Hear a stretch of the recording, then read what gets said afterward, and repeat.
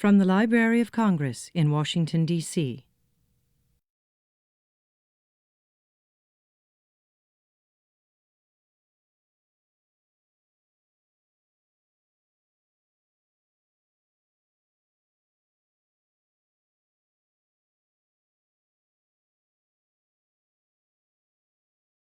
Well, welcome everyone to the Library of Congress.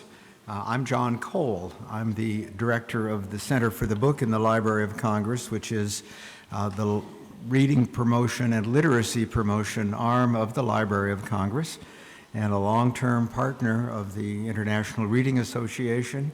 And it's a great pleasure to have you here once again at the Library of Congress to help celebrate International Literacy Day. You know, this truly is an international celebration as well, and in Paris, UNESCO is giving its literacy awards today, and here we are really representing a wonderful conglomeration of groups that are all interested in reading and literacy promotion. And we have a wonderful program and a thoughtful program coming up to help us in this celebration. I also would like to say, as a historian of the Library of Congress, just a word about where you are to those of you who are here for the first time. This is the Thomas Jefferson Building, which was the first Library of Congress building. In those days, it was the Library of Congress building when it opened in 1897. Our first home was really in the Capitol. And what happened briefly is that an ambitious librarian of Congress after the Civil War centralized copyright at the Library of Congress, which meant that we got free copies of books deposited for copyright along with maps, prints, photographs, and it was the basis of the worldwide collections that the Library of Congress has today. We truly are a world library, so it's an appropriate place to celebrate International Literacy Day. We opened, the copyright meant we needed a building, and it took that ambitious Librarian of Congress from 1886 to 1897 to get this building. But from the beginning, there was an understanding that we would, as the home of Thomas Jefferson's private library, which covered all subjects, including international subjects, that we would share that collection not only with the Congress, but with the nation, and now with the world, largely because of the internet and our growth in the collections. So it truly is the largest library in the world and still the most ambitious, and still lucky enough with support of the U.S. Congress to be a world library. For today's event, I would like to thank not only the IRA, the International Reading Association, but Rotary Club, which is part of this, Pearson Foundation, which is part of this, and also mention that we will, after the program is over, we hope that you will be able to stay for not only a social hour, but to look at the displays and we can get to know each other a little better in the adjacent room, which, by the way, houses Woodrow Wilson's library. His personal papers have been at the Library of Congress for many years, but now his books are here as well. And I must also mention we have many, many items from Ben Franklin and not only his collections, not his personal collection, but many items of his correspondence, and I think that may be pertinent to the program that follows. But welcome again, and it's my pleasure right now to turn the program over to Carrice Cummings. She is the president, and I spoke with her and I learned she's the incoming president or the relatively new president of the International Reading Association. She's from Louisiana Tech, and she's going to get us started. Carrice, let's give her a hand. Thank you. Thank you, John, for hosting this event, for the warm welcome to this lovely building, and for the nice introduction. I'd also like to take a second and thank Rich Long for putting this event together. Rich, where are you? There he is in the back for putting this together. And Rich tries really hard to keep us all current on those pressing issues that are plaguing our education in ways that we can help improve the literacy in our country. There are also a couple of other IRA people that are here with us today I'd like to introduce to you very briefly. Then they're going to join me on the program a little bit later. But Marcie Craig, I'm sorry, let me get that right. Marcie Craig Post. There we go. She is our new executive director, and Jill Lewis-Spector, IRA Vice President. And then I just realized we have a couple of other IRA people with us, Greg Rumsey, our Financial Director, and Tiffany Sears, our LDA, our Literacy Development Associate that works out in the field with our members. We're very glad to have all of you with us. You know, International Literacy Day is being celebrated around the globe as we continue to work towards the universal principle of everyone being able to read. We know that there are currently more than 750 million adults who do not possess the appropriate literacy skills to be successful. And there are over 100 million children without regular access to education. And although that sounds bleak, we also know that there are also more than 4 billion literate people in the world. And that is still a great reason to celebrate. We have come a long way, but we do have a ways to go. And though we sometimes think that illiteracy is an issue of the developing world, we know that literacy is a global concern and one that we all must recognize and strive to promote literacy efforts worldwide as we continuously seek ways to improve the literacy rates in every single country. So though we understand the need to think globally, I really feel that we have to look closely at what's being done in our own society to improve literacy so that we can grow within in order to expand our outreach to other places. And we know that currently in the United States, one of the central elements of our current school reform movement is the use of college and career-ready standards, AKA the Common Core. And we know these standards play an influential role in what is being taught in our schools. And in order for these standards to truly make a difference in the levels of literacy among our students, teachers must understand how to interpret them appropriately in order to meet the needs of all students, even our neediest children. So in a few minutes, our panel is going to share some insights with you on the Common Core and teacher effectiveness, how teachers must strive to strengthen the floor, build that sound foundational level, while at the same time raising the ceiling, making them reach those levels of literacy that are now necessary in today's information age. And doing this not only for the vast majority of our children, but for all students, regardless of their backgrounds.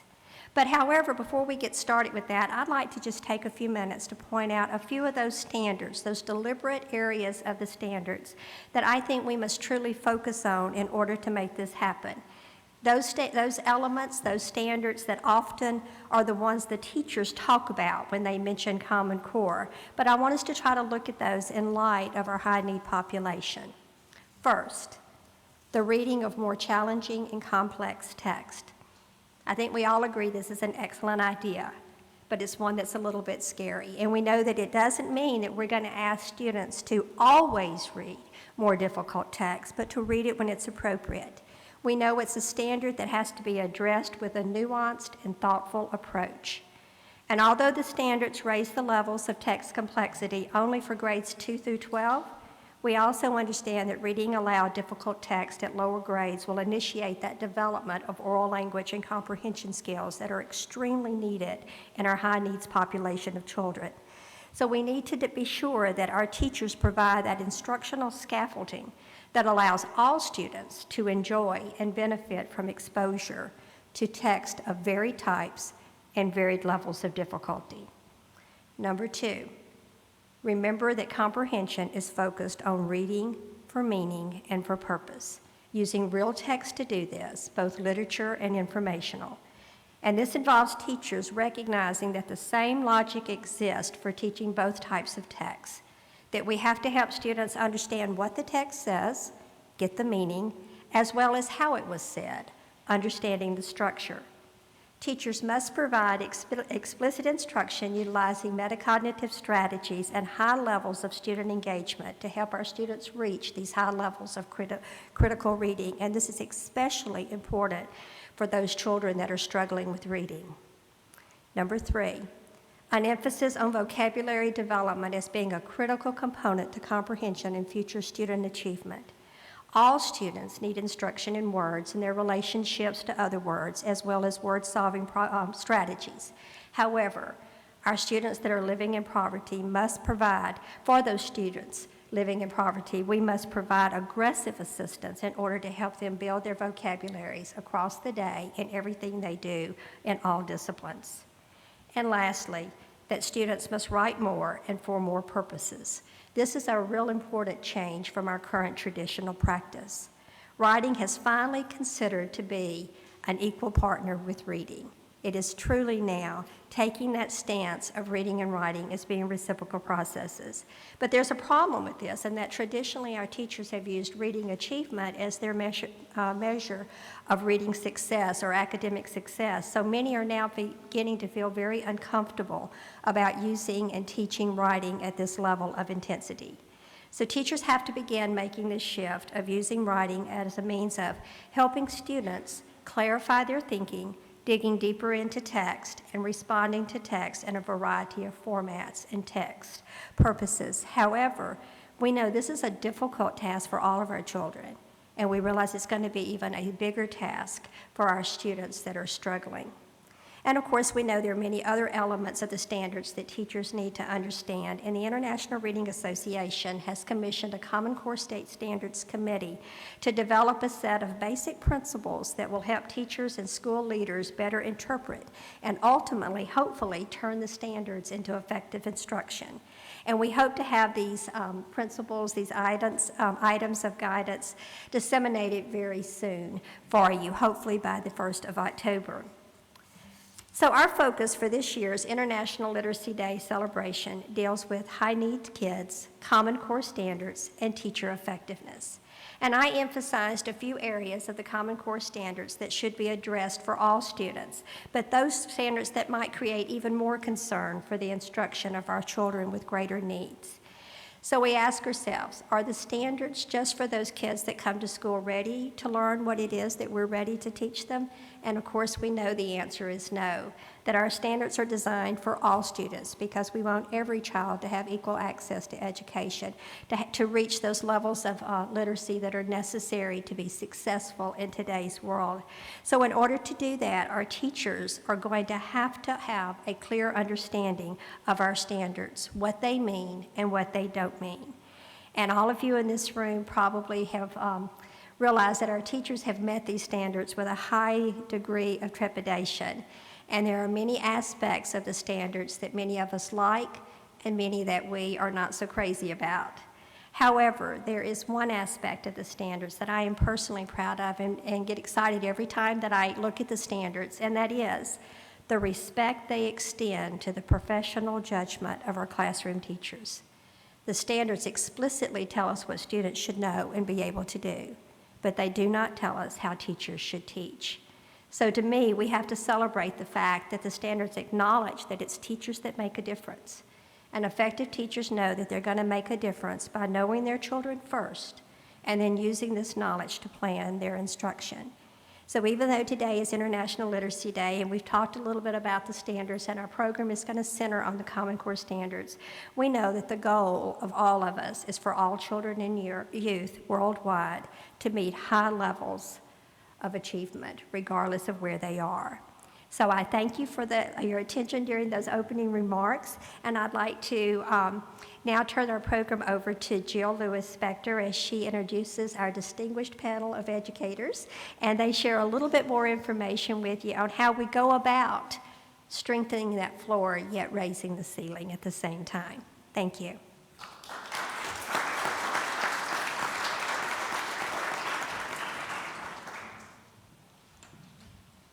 Good morning and happy Literacy Day. I have the pleasure of introducing each of our panelists, and I'm going to introduce one at a time. And after that, each is going to present his or her unique perspective on the Common Core. So first, I'd like to introduce you to Jane Hansen. Jane is professor at the Curry School of Education at the University of Virginia, and she's also the director of the Central Virginia Writing Project. As professor at the University of Virginia, Dr. Hansen serves 3 roles. She's director, researcher, and teacher. Jane creates teams of researchers that include teachers and university students, all of whom study students as readers and writers across the curriculum and at various grade levels. Jane teaches writing courses for pre-teachers and practicing teachers at pre-K through the high school levels. And in just a few moments, she's going to address content competency and teacher education. Welcome, Jane. Our second panelist is Greg Mullenholz, and he was the 2011 U.S. Department of Education Teacher Fellow. Greg has 9 years' experience with Montgomery County Public Schools as both a 5th grade teacher and a staff development teacher. In 2011, Greg was selected as one of 5 teachers across the country by the United States Department of Education as a Washington Teaching Ambassador Fellow. During his time in this role, he worked in the Office of the Secretary of Education on teacher effectiveness initiatives, specifically technical assistance for Race to the Top grantee states around the implementation of their evaluation systems and college and career readiness standards. Greg will address professional development and Common Core standards at the school level. Welcome, Greg. Our final panelist will be Carol De Silva. She is professor at American University.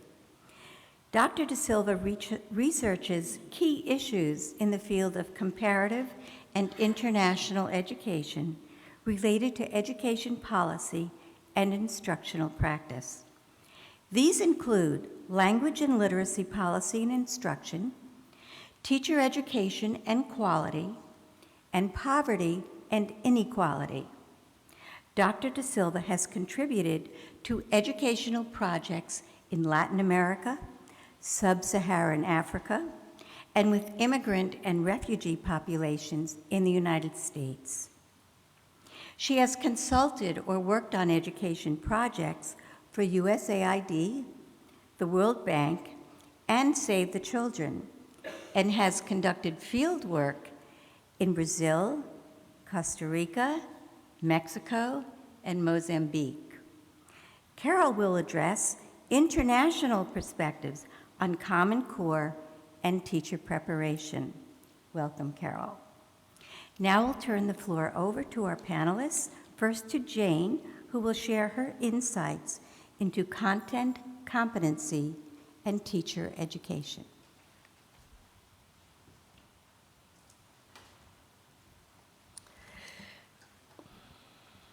Good morning, everyone.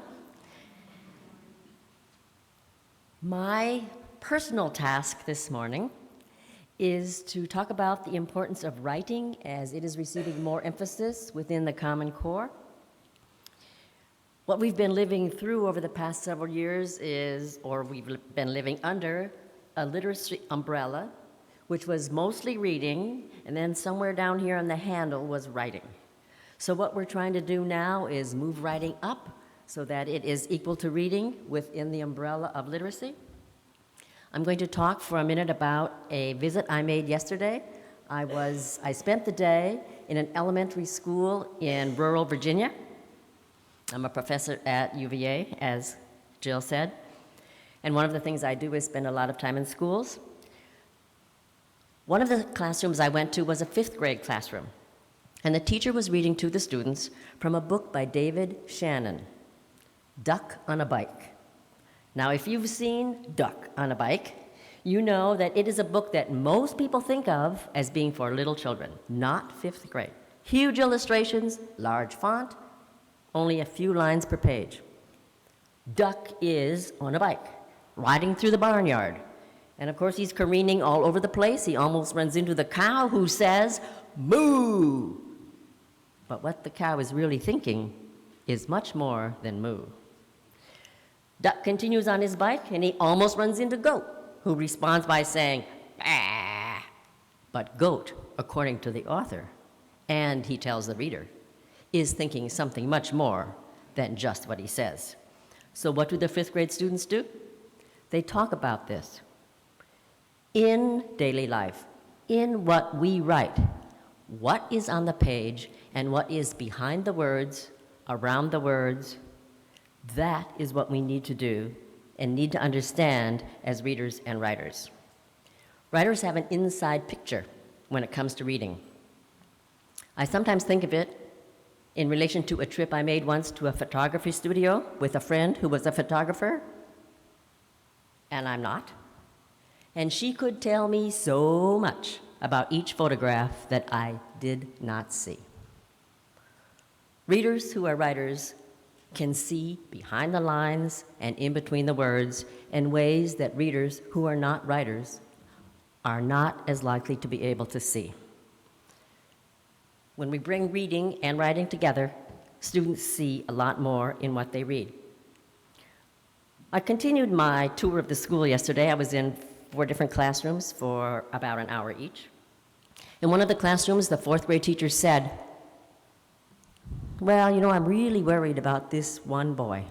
He's definitely one of the high-need students in this class. I think I'm going to maybe have to put him in a small group. And I shuddered. A small group with some other high-needs kids. And she said, no, no, no, no. We don't do that anywhere at all in this entire school. We firmly believe in diversity. If he's going to be in a small group, it will be in a small group with other readers who are somehow more competent than he is, different from him, so the students will learn from each other. Another thing about that school, they're learning to teach in the context of what the students read and write. Right now in that school, they're studying subject-verb agreement, trying to help the students, for example, to think of we was somehow differently. Retrain their ears, so when they hear we was, for example, their ears cringe. But are they using worksheets? No, they don't have worksheets. Are they using workbooks? No, they don't have workbooks. But they have a lot of well-written reading. They have a lot of children's literature, and they have their own writing.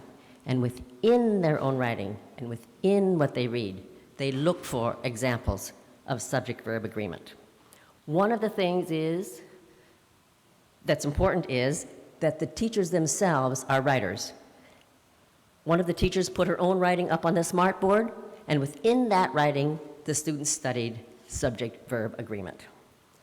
The teachers, as well as the students, are writers and readers.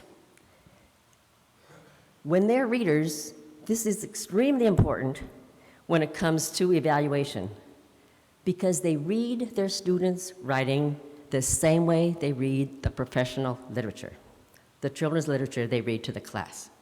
They look for what the writer wants to say and how the writer says it. And they listen and see with awe at what is going on in the minds of those young writers and readers. In one classroom, a boy over here was writing about the divorce his parents are in the center of right now. He doesn't know where he's going to live. And another boy had just come back from a trip to Washington, D.C., where he had been to the National Zoo. And he was totally in awe of the tigers. And if you've been there, you've seen those tigers. And their long tails. And he was in the middle of research about tigers. The great diversity in the classrooms in so many ways. And what the teachers are trying to be careful of is to help the students so that their voices emerge and remain as powerful voices, the voices of readers and writers. Thanks.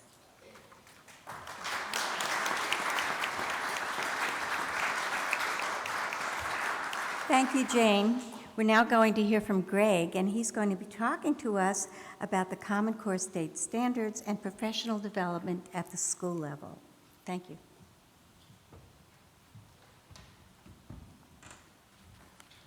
So again, I'd like to thank Margie and Rich for having me here today.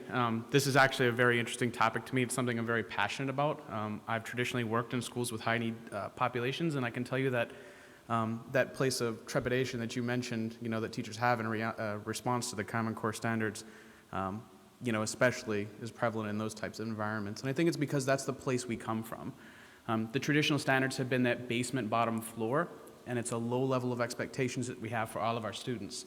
When you talk about high need students, you're already talking about a group that are behind. You're talking about a group that there's already lowered expectations for. And the traditional solution to that has been to develop programming for them surrounded around rote memorization in literacy. And actually formulaic response has been the tool that's been used to determine their level of proficiency. And we know that doesn't work. We know they're not ready for college and or career, so we know that we need to change. So while there's trepidation, that trepidation comes from the place that we are, not the place that we're going. And again, it's necessary that teachers understand the standards and why we're implementing them.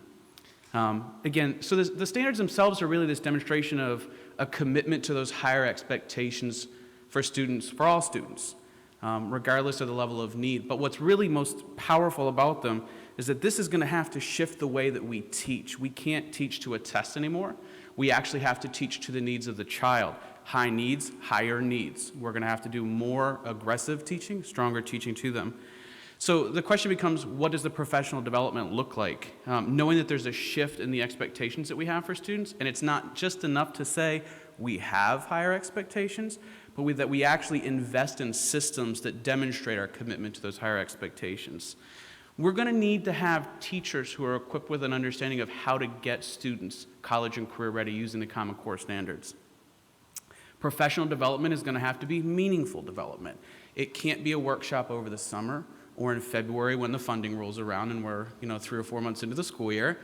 It can't be an online work-at-your-own-pace module that teachers typically are going to log into about 9:30, 10 o'clock at night after they finish their duty day. Professional development does need to be embedded in the job itself, and it actually needs to focus on strategies that are going to help to improve practice. It needs to be continuous, it needs to be ongoing, and it needs to provide for meaningful opportunities for collaboration. A lot of this is demonstrated in the professional learning communities that have become so prevalent in the American education system. These are the things that teachers know work, and I'm also happy that the Common Core state standards are putting a lot of that ownership into the hands of teachers to make those types of decisions. The shift in literacy, if you're talking about a group of high-need students who are already behind, who already are in need of support, and the teaching that's being done to them is to a very low level of expectations, we're already putting them at a disadvantage. So we're going to have to shift the way that we work with them. It's going to have to shift back to teaching the whole child, not teaching the child how to complete the test. And it's going to have to focus on that language development piece, which studies show that they're already so far behind in. There's going to have to be an emphasis on inquiry and discourse, the discussion of text, the actual using of the text for the purposes of writing and developing that communication skill. We're going to have to come to the understanding that it's not going to be the teachers that are going to be the ones that are going to make the changes by themselves. Teachers are a part of a system. They're developed by a system of preparation. They're developed by the systems that they come into. And those systems need to show that they value and hold high expectations for all of their students, especially the high-need students. Systems need to make decisions and analyze student outcomes based upon data that actually reflects teaching practice. They're going to have to rethink their evaluation systems. They're going to have to rethink the way that they staff their building. It's a good idea to have instructional leaders and specialists who understand the content, but who also understand good teaching so that they can engage in those collaborative conversations with teachers around improving their practice for the gains of students. That talks about effective administrators. That role is so maxed out at this point that administrators have become more building managers than the instructional leaders that we teachers need them to be. So that's what we're looking for. And with anything, there's a necessary amount of time that this needs to take. It's not the expectation that we're going to roll the Common Core state standards out and suddenly we're going to be number one in the world again. The president has set his goals, and the Common Core standards are a reaction by the states and the governors to actually meet that goal. But the fact of the matter is, it's not about meeting the goal. It's actually about developing better life outcomes for all of our students, especially those who are in most need of good instruction. So when we talk about professional development, the key is that it has to be ongoing. It has to be relevant to the position. It has to be relevant to improving practice. And again, so that takes time. So if we really do have an expectation that all students can learn, we invest in that expectation. We've all seen those motivational posters that a lot of offices and schools hang up. There's dreams, and there's the picture of the rainbow, or there's, fortitude, and it's the turtle at the bottom of the hill trying to climb the mountain. There's the one with leadership, and it's a line of penguins. It says the leader is the one that sets the course that all others will follow. And if you look in the distance, there's actually a little cliff, so I think there's a double message there. Hanging motivational posters doesn't make anybody more motivated. It's not about papering your walls with sayings. It's not about a school saying, we've adopted the Common Core, and now we're going to be great. It's about so much more than this. Changing the culture isn't done by hanging up motivational posters. Changing the culture is actually done by changing the culture. Taking a new set of higher standards and inserting them into an old system that doesn't work for teachers and students is going to get the same result and probably make people more upset than they were previously. So what we need is professional development that actually meets the needs of teachers and students, but we also need an investment in systems, time, and this is going to take a lot of effort on the parts of states and districts to make these investments, to show that they have a demonstrated expectation that all students can learn. Again, I'd like to thank everyone for having me here today, and I look forward to hearing more.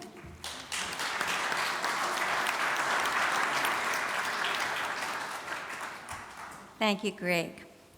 Our last panelist, Carol Silva, is going to speak to you about the Common Core state standards and teacher preparation from an international perspective. I'd like to invite her to the podium.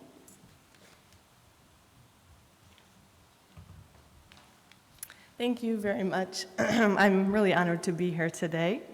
Both of the panelists so far have spoken more about schools and teachers, and I'm going to focus a little bit more on the policy level in my comments.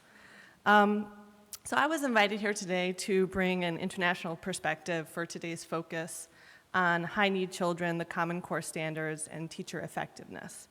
As many of you likely know, the Common Core standards were internationally benchmarked and modeled on standards from some of the top performing nations on the PISA assessment, or the Program in International Student Assessment.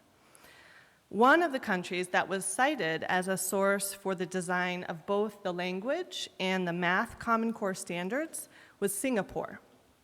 And so I thought I'd share with you some findings and information on the education system in Singapore and allow you to reflect on them and compare them to what we do in the United States today.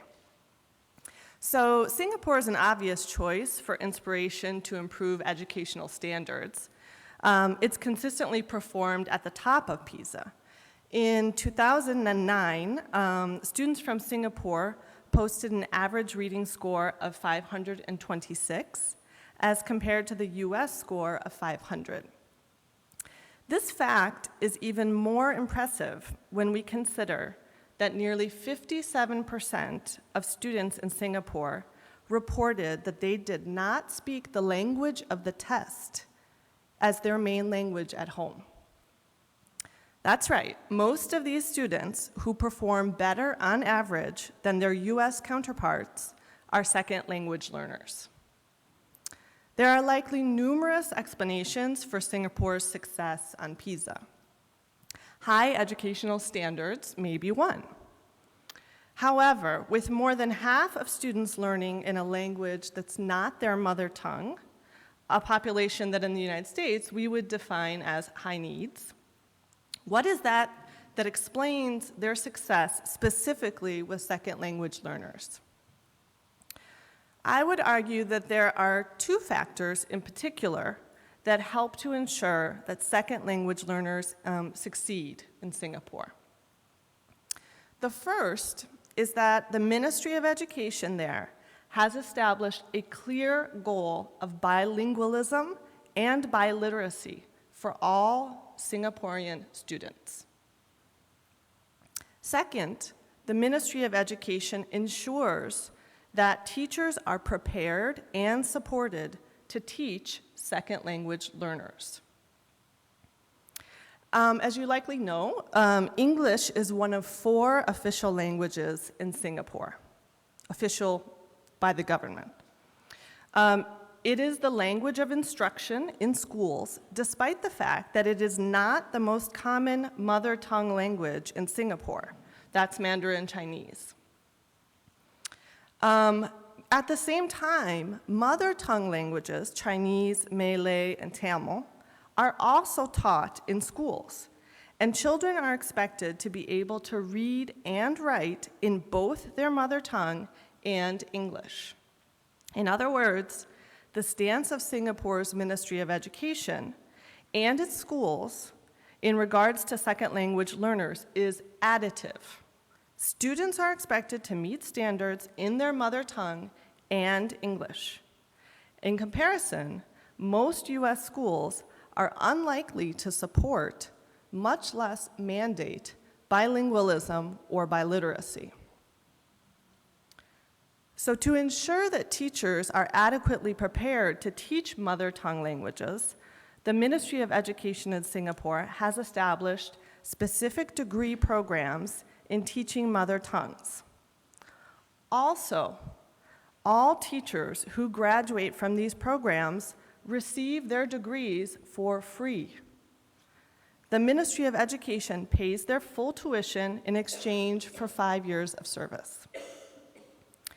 And when data on language achievement and use in Singapore showed that English was superseding Mandarin in the home, the Ministry of Education took action to strengthen Chinese language acquisition, despite the fact that that's not the primary language of instruction. And they reformed the Chinese language curriculum and pedagogy so that they could cater to needs of Chinese speakers who had varying abilities. Now, the bilingual education policy in Singapore is not without its flaws. The government's commitment to bilingualism and biliteracy and its investment in teacher preparation and support for mother tongue teachers is a marked departure from the patchwork of programs and initiatives aimed at second language learners in the United States. It's my sincere hope that using successful international models to shape education policy and practice in the United States, as we have seen in the development of the Common Core standards, is just the beginning of a much more thorough engagement with international education.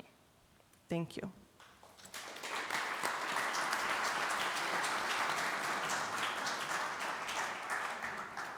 Well, we have certainly been given a lot to think about from our three panelists, and I'd like you to join me in thanking all of them.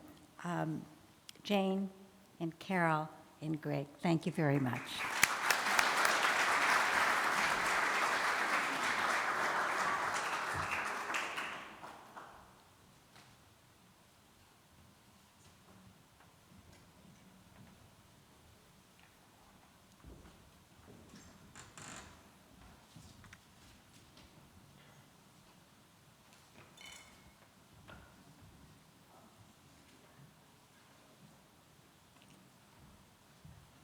And I'd like to also thank Jane, Carol, Greg, and Jill again. Thank y'all very much.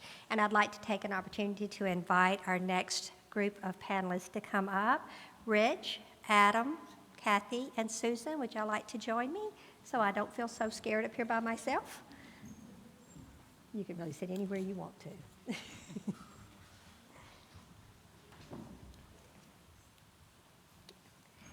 And I'd now like to welcome our Executive Director at IRA, Marcie Craig Post, to come and introduce this group to you. Thank you.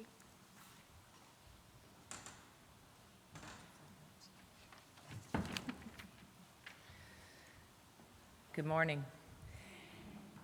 Well, it's my privilege today to introduce two individuals who represent their organization so very well and are known for their contributions to the field of literacy.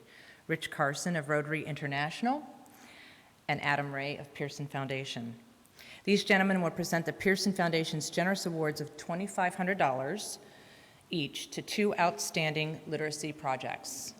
These special projects are the result of community action on the part of IRA councils and Rotary clubs working together since 2002 to improve literacy in their community and the world. Please welcome Rich Carson, Rotary International Representative to the Organization of American States. Rich will share with us his information related to the longstanding partnership between IRA and Rotary International. Thank you. Rich?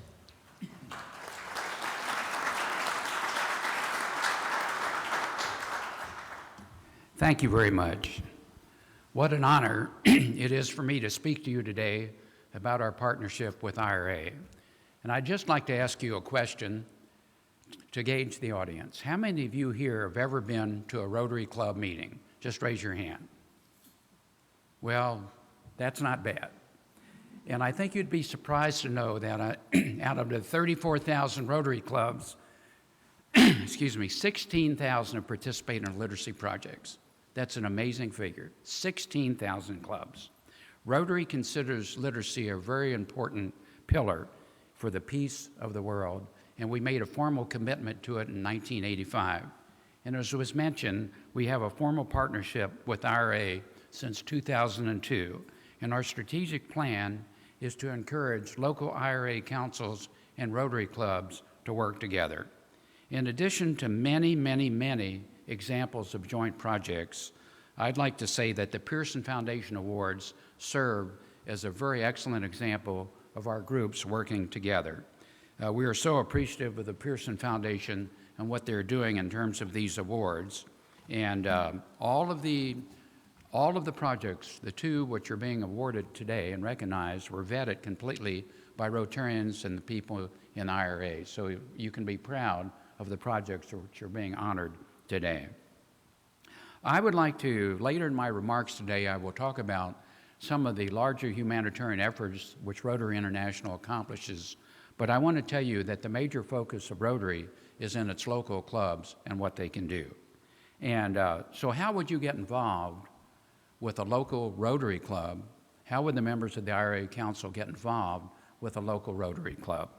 Well, a simple way to start is to do a Google search and either to get the list of the clubs in your area and their contact information, or use the Rotary Club locator, call the club president, and go and visit the club and talk to them about a common literacy project.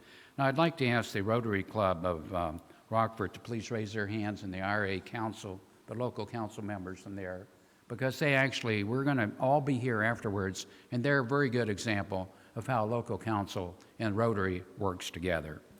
IRA and Rotary developed a literacy project guide, which is like a how-to in terms of getting a project to start. And it mentions how you can go into your local schools, how you can adopt a project, how you can do a project from adopting a school to implementing early childhood literacy. And I would recommend to those of you who want to work with Rotary to do a little starter literacy project. And as the Rockford people know, that can expand to many, many areas in the community once you get a start. Now, Rotary International, we're the largest humanitarian service organization in the world with 1.2 million members in 200 countries and 530 districts. We have 6 primary focus areas which match the UN humanitarian areas, but basic education literacy is one of them, and another one is water. And I'd like to say that we think education and water are very interrelated. When I went to Ecuador for a big literacy project, I went into so many of the schools in the primitive areas, and there were Rotary clubs that supplied the water systems to these schools. That meant more children could attend school because there was less sickness.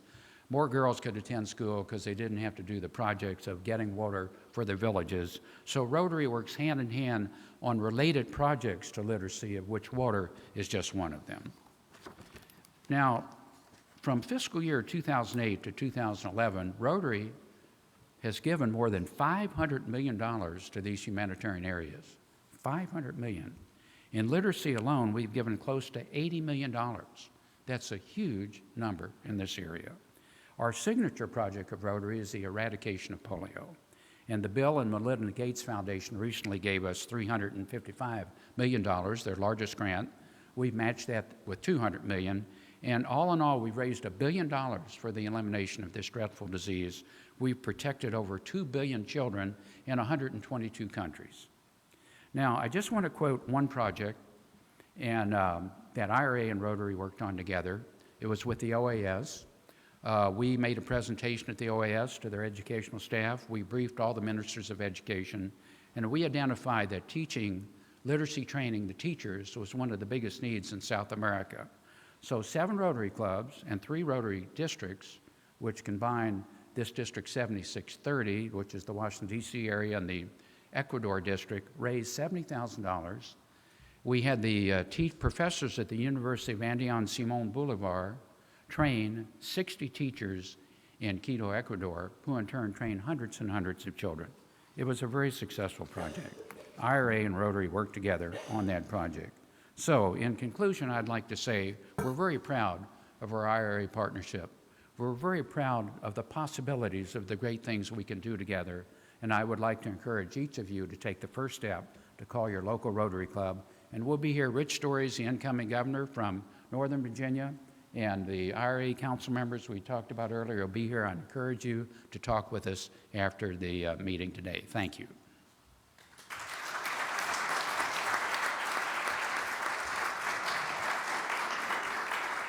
Thanks so much, Rich.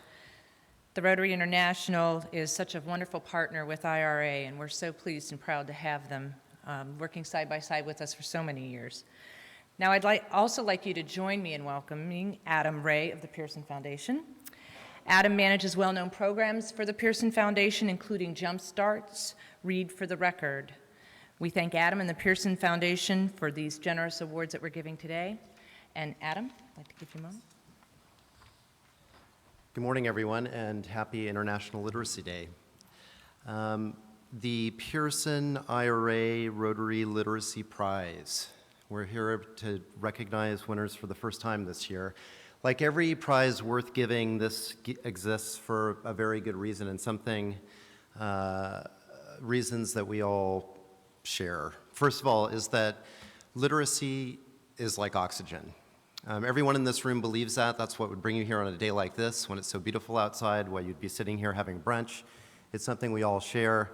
It's why the Pearson Foundation does so much work in literacy, why we have such great friends at IRA, and why we do things like Jumpstart's Read for the Record, a single day of awareness about early literacy.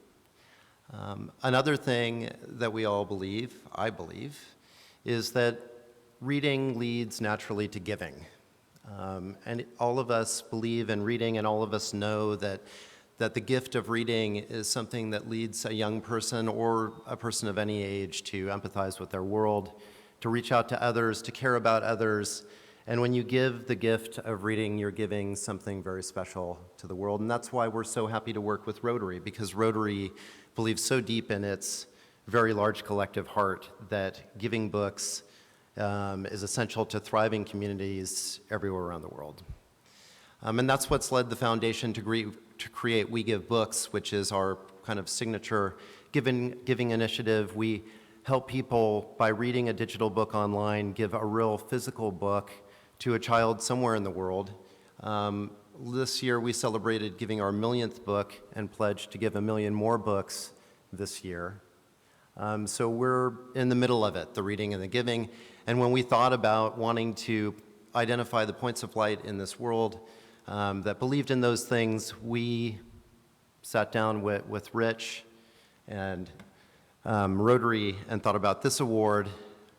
And it's my pleasure to announce the first recipient today from the Greater Washington Reading Council. Kathy Davin is going to get up and tell us a little bit about Guatemala bookmaking. Kathy.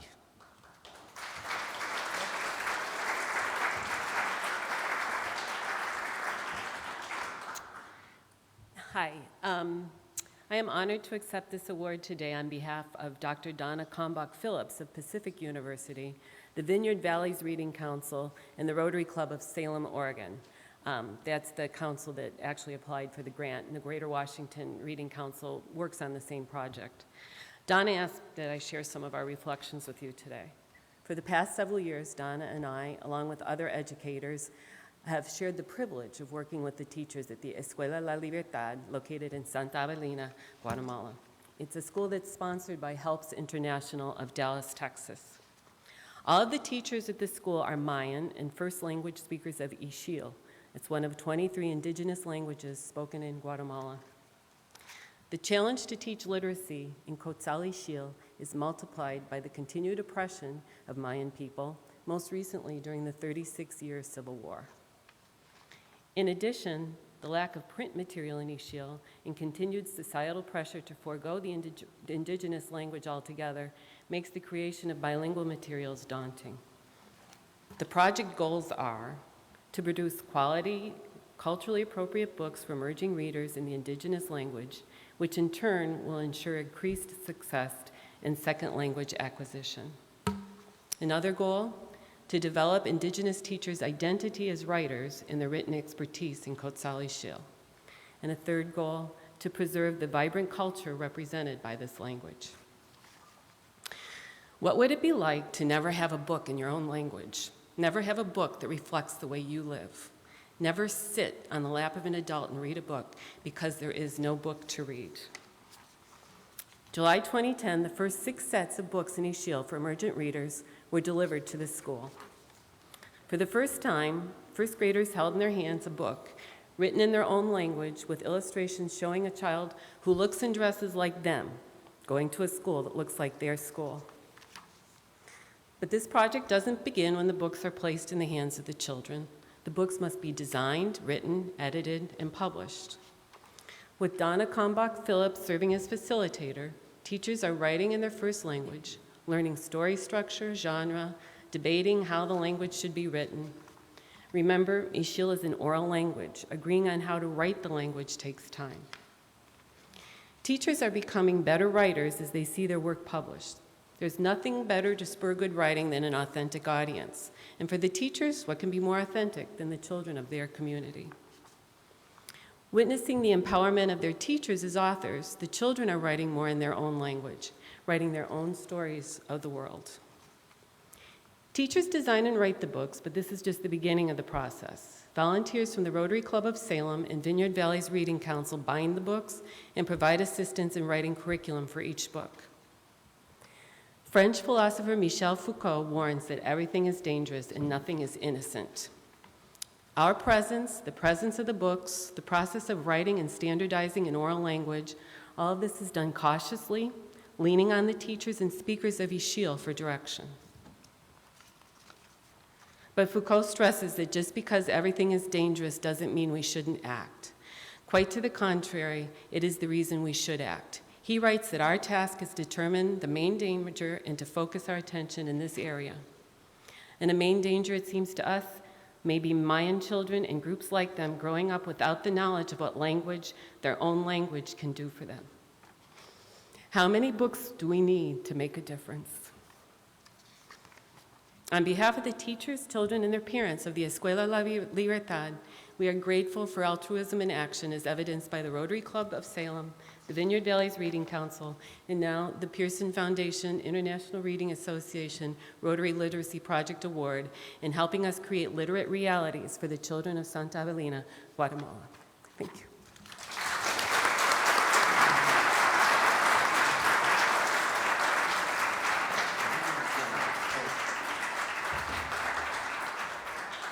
Thank you, Kathy. Oh, please come back. I want to, this is the award itself. So with this award, we've committed to $2,500 and 1,000 books, which I think is really the big thing, that we'll deliver to Guatemala. And thanks for your work. Thank you very much. Thank you very much.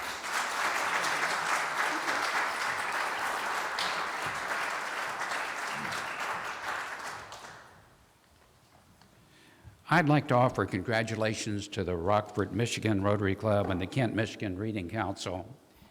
And over and above their fabulous project, I think they should get an award for the name of the project. It's Reading Rocks in Rockford, as versus Reading Rocks in Rockford. It's Reading Rocks in Rockford.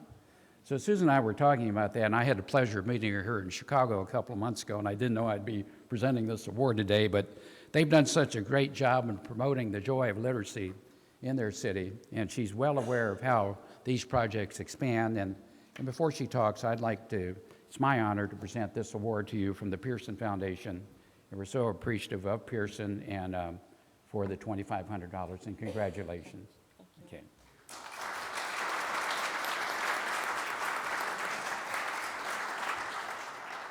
We'd like to thank the Pearson Foundation for the award, and we're really grateful for the recognition. Jim and I are both Rotarians, but at the Reading Rocks in Rockford, we're Mickey and Minnie. And Robin McQueen is a third grade teacher, and Connie Mulders is a technology specialist. Both of them have been involved in the core team of this festival from the beginning, along with Kathy Mungers, who wishes she could be here. The Reading Rocks in Rockford is a reading festival that actually was inspired by the Library Festival here at the Library of Congress each September. We saw a story on the news about it, and those of us who were familiar with some of our reading specialists through members of our club had a conversation, and then it expanded to a meeting with the local library and Kathy Mungers, the reading specialist, and grew from there to be a committee. Everyone seemed to like the idea of having a festival in the community of Rockford. And so it is during the summer in August, and it involves quite a network. And while it doesn't exactly cure summer's slide of reading, it does attain some high-set goals to improve education, as well to announce loudly that Rockford really values literacy. As Rich said, in 1985, Rotary declared literacy to be really a precondition for peace in the world. Changes in education are ongoing, and as we heard today, that Common Core is really going to be a part. I would have never known, as a Rotarian business person in the community, anything about Common Core, but hanging with the literacy people in the school, I've been hearing those terms, and we actually have used that thinking in the evolving of the festival and incorporating, taking some of our problems with the festival and asking the teachers and students if there might be a way that they could solve the problem. So you will see reading times at our booth, and that is something that has been a combination of teachers and students putting together. It takes a great deal of collaboration and coordination, and to push the community involvement, we've stayed open to opportunity. So things like the local fire department bringing their reading materials and the fire truck, which is a big hit, kind of, captures the youngest, because everyone at that young age loves the firemen. Also, we looked at Paws with a Cause. They have dogs and readers, and there's books about dogs, and putting them together, well, that was a good idea, but the fact that they had a supply of tents that we could use for authors, that was even better. And then, I don't know if you've seen the YouTube video, flash mob called Gotta Keep Reading. That inspired us to see if we could get a dance studio involved and do a flash mob during the festival. So it brought a whole different group of people down to the festival, gave us something new the second year that we did our festival. And we've just really found that the community has embraced it, and each year it's growing. It is a fundamental part of daily life to be literate. And it takes a broad spectrum of Rockford residents to open the doors and fill the need logistically to do this, to involve as many people from as many corners of Rockford as we could. And then the community is actually role modeling that literacy is important and that reading rocks. We are especially excited about this year's added feature, and that was to recognize as a group, as Rotarians involved and the reading specialists in a particular school became more aware of each other. There was a HUD housing project for low income in our community that had 180 plus young people, 18 and under, and 100 plus of those were in a local elementary school. And it had been the dream of the teachers of that elementary school to place a summer program on site. We did that this year. And we based it on a 10-week experience that would culminate at the Reading Festival. How could we get those kids and families involved at the Reading Festival? Well, they performed reading theater. And so, of course, their parents came and their friends and family. So what we would like to say is, to build on what Rich said, is that while we're here representing a lot of different partners from Rockford that put on the Reading Rocks, and we are really excited about the money and the books, we really would like to challenge you as literacy workers to also look for a Rotary Club. And we would like to challenge the Rotary Club to be looking for their reading councils. We just happened to bump into each other at a barbecue, that fundraising that Rotary Clubs do. And it has really turned into a wonderful collaboration that has really sparked a lot of fun in our community, and we hope to talk with you at our booth. Thank you.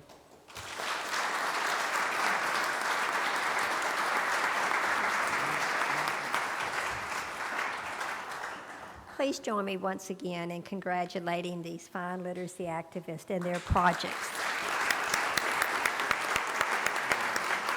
And also in thanking Rich, Rotary International, and Adam with Pearson Foundation for making these awards possible. Thank you all. I want to sit back down. I want to sit down. You want to have a seat? You want to have a seat? Now, to wrap up our program and to summarize literacy's necessity for a strong republic, we have a very special guest with us today, a guest who I'm sure has probably made the longest journey to be here as he had to travel back through time, Benjamin Franklin. He may not know of what I speak, but here are just a couple of basic facts for you. Steve Newsom is a nationally known public speaker who interprets the work of Benjamin Franklin. He is an award-winning history teacher in his native Oregon before pursuing a career on Capitol Hill, where he served as Chief of Staff for United States Senator Mark Hatfield. Following Senator Hatfield's retirement, he worked for 12 years as a federal affairs education lobbyist. Please join me in welcoming Dr. Franklin to a current International Literacy Day event. Dr. Franklin?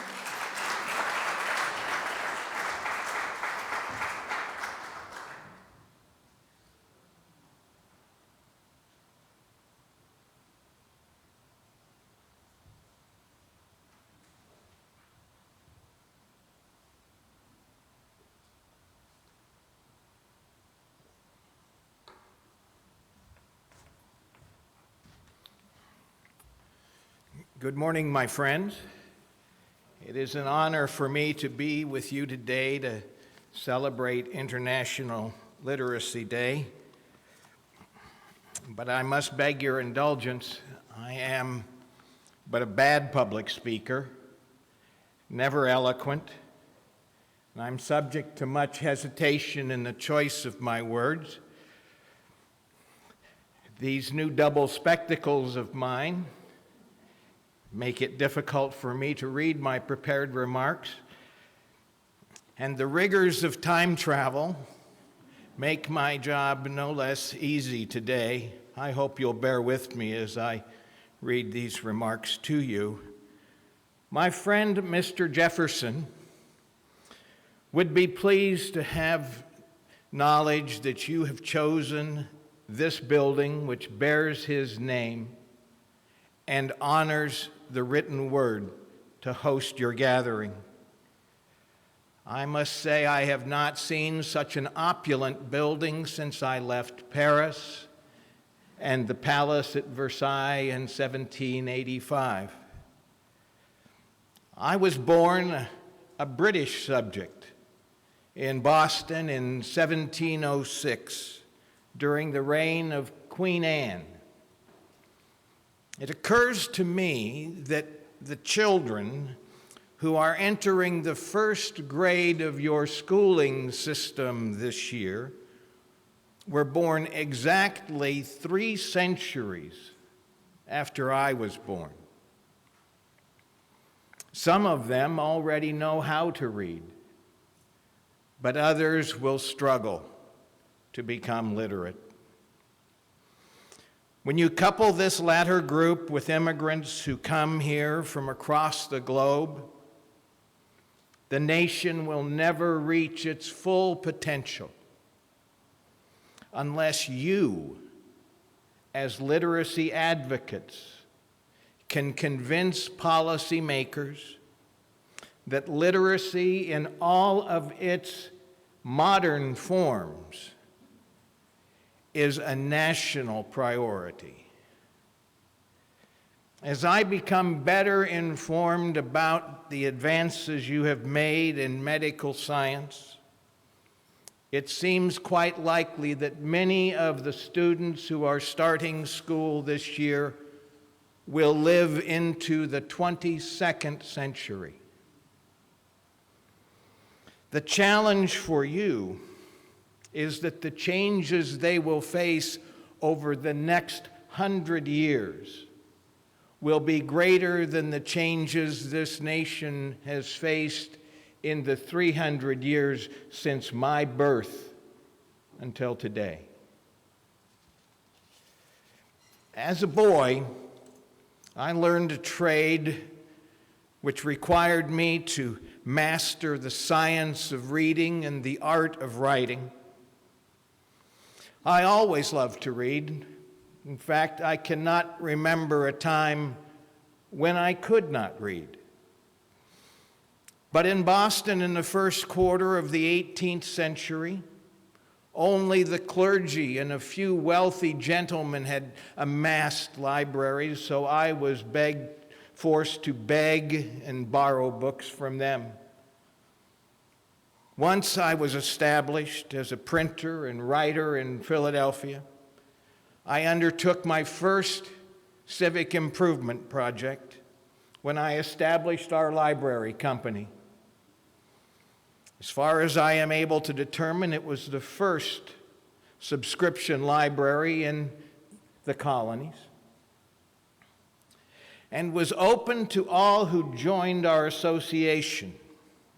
Our publicly accessible library and the hundreds which followed it improved the general conversation of Americans and made our common tradesmen and farmers as intelligent as gentlemen in most other countries.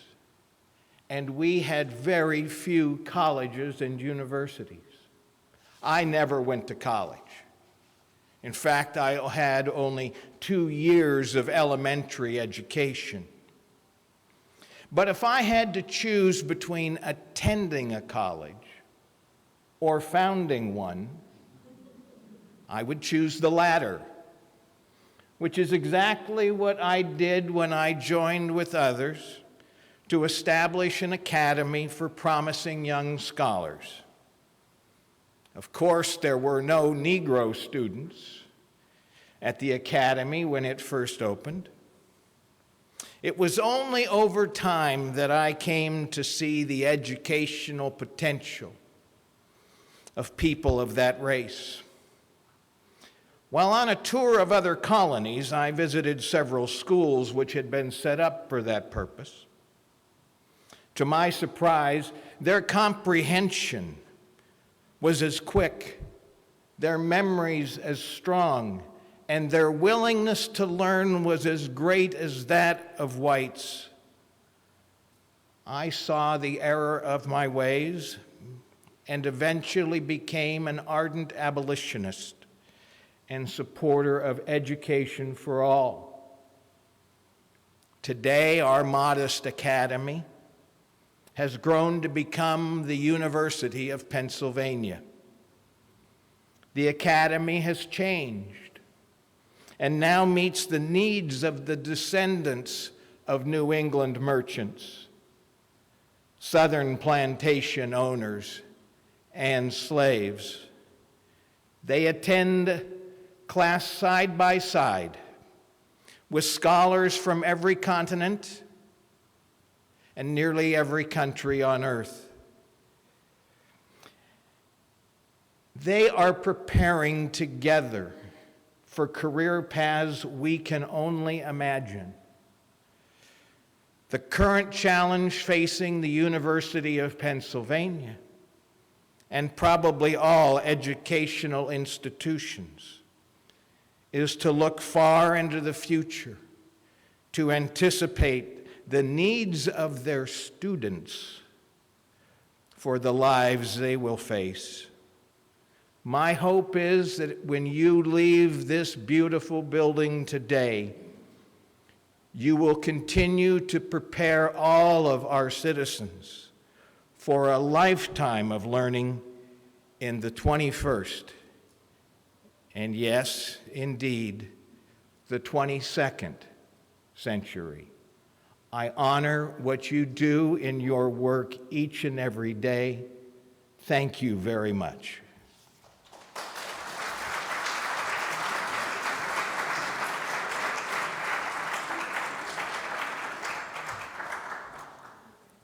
Thank you, Dr. Franklin. And I think you'll agree with me, there was no sign of jet lag at all in that presentation. I'd like to thank all of you for your attendance and attention today as we celebrate International Literacy Day. This is an occasion for us to stop and reflect on the importance of literacy, not only in transforming the lives of the children in our classrooms, but in transforming our communities and our societies nationally and internationally. It also, to me, reminds us a reminder that literacy and the people that make it happen deserve to be celebrated. It is my hope that today, September 7th, International Literacy Day, is only the beginning, that we will continue to celebrate teachers making a difference worldwide for all that they do for students, regardless of their levels of need, and that we will do this every day of the year. Thank you, and I'd like to ask John to come back and close our session today. Thank you, John.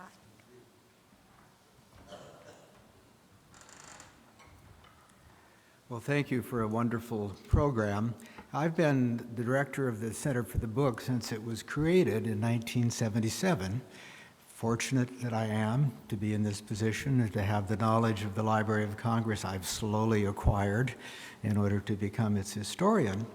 But in these intervening years with the Center for the Book and the programs, I'm invariably impressed, sometimes thrilled, by the new knowledge I have of partnerships and of programs, and the fact I'm able to sort of track what's going on in the world of literacy, starting with reading, and the center was created to promote books and reading, and that was it. There was no talk about literacy in 1977. It came soon. And now, of course, we also promote libraries. And today, as we've learned, of course, writing is being moved ahead under the literacy umbrella, as someone said, and our mutual interests and this concern that we share about education and learning is ever broadening.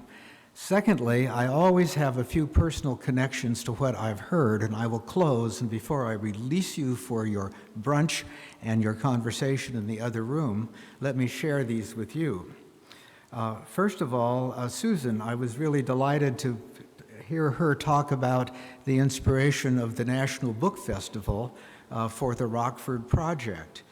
Since the beginning, the Center for the Book has been involved since 2001 with the Book Festival. Our entire staff of 5 works very hard on it, and I've been the author coordinator since 2001, and it's also wonderful to hear how not only this project came out of it, but how, in fact, Rockford and other communities have been inspired to take on the Book Festival idea. It's a wonderful activity, which reminds me to tell you, I should never forget this, at least I can't, until September 22nd and 23rd, when we have the next National Book Festival on the Mall. And we have been expanded to 2 days, and you're all invited, and simply go to the Library of Congress website or the Center for the Book website to learn more about it. We have a record 125 writers coming. Many of them are nationally known. It emphasizes young people 3 of the 7 major author pavilions really are aimed at kids or young people or preschool. Secondly, and I got this off the program, it wasn't mentioned, but it was in the program, and if it's there in writing, there it is. The honorable mention project for the awards today, the Rotary Pearson Awards, goes to a project with the wonderful title, Clothe the Body, Feed the Mind, but it's the origin of the project I want to share with you. It's a project of the Ellensburg, Washington Rotary Club and Central Word, which is the IRA affiliate in Ellensburg, Washington. I was born in Ellensburg, Washington. My father helped found the Rotary Club, and he was a graduate of Central Washington College. So there's yet one more wonderful coincidence. Third, listening to Mr. Franklin, I was also reminded of a reference I didn't make earlier, and that is that a major exhibit for which the Center for the Book is in large part responsible, but with our other partners, is on view on your way out. You may want to see it. It's called Books That Shaped America, Books That Shaped America, and it's 88 books that have been selected by a committee. It's upstairs in this building on the second floor. It's tied to the book festival because we have made a preliminary selection of 88 books in which Benjamin Franklin's contributions make the first and an important part of the 88 books. But it's also available online, and people are able to vote now online about our choice, our preliminary choice, to add their choices for a continuing online exhibit. And at the book festival in the Library of Congress Pavilion, they can do voting as well. And we just learned yesterday that C-SPAN is going to be having an interviewer in our booth, which is sort of talking about the exhibit upstairs, asking people those questions. How do you feel about the selection, and what books would you like to add? And indeed, we are going to be adding books. So that's something for you to see upstairs after our get-together. Finally, you can learn more about some of the Center for the Book's other projects and other activities here today in the Woodrow Wilson Room from some of the material that's there. We have 2 brochures. One